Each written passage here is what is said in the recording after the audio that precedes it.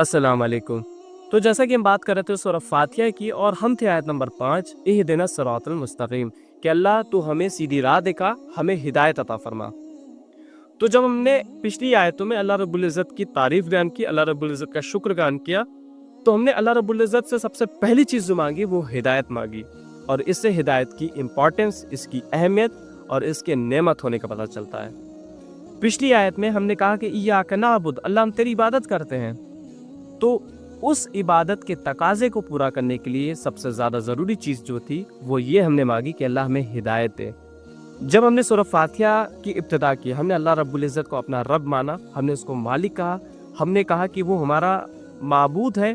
तो सारे इक़रार को करने के बाद जब हमने इस बात को माना कि वो हमारा मालिक है, तो ये कैसे मुमकिन है कि मालिक अपने बंदों को, अपने नौकर को, अपने ग़ुलाम को कोई ऑर्डर ना दे, कोई काम ना दे, कोई उसे हुक्म ना दे? ये कैसे मुमकिन हो सकता है? जिस तरह दुनिया के मालिक अपने ग़ुलाम को, अपने नौकर को हुक्म देते हैं, कोई काम देते हैं, कोई मिशन देते हैं, और वो उसको पूरा करता है, उस पर लाजिमी है कि वो उसको पूरा करे, क्योंकि वो अपने मालिक की रोटी खाता है। तो ये कैसे मुमकिन हो सकता है कि जो दुनिया का, पूरी कायनात का मालिक है, वो अपने बंदों को हुक्म ना दे, उसे ऑर्डर ना दे, उसे कमांड ना दे, उसे कोई मिशन ना दे, कोई मकसद ना दे? ये कैसे मुमकिन हो सकता है?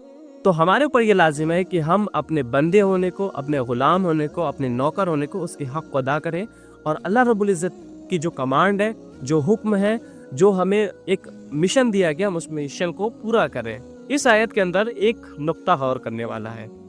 हम अल्लाह रब्बुल इज़्ज़त से कहते हैं कि इहदिना सिरातल मुस्तकीम, कि अल्लाह तू हम सब को हिदायत दे, क्योंकि लफ्ज़ यहाँ पे इहदिना इस्तेमाल हुआ है जो कि प्लूरल फॉर्म। तो यहाँ पर हम कहते हैं कि इहदिना सिरातल मुस्तकीम, अल्लाह तू हम सब को हिदायत दे, इहदिना का लफ्ज़ इस्तेमाल करते हैं। इससे हम ये पता चलता है कि हम सबके लिए खैर ख्वाह हैं, और यहाँ पर हमें खुदगर्जी से निकाला गया है।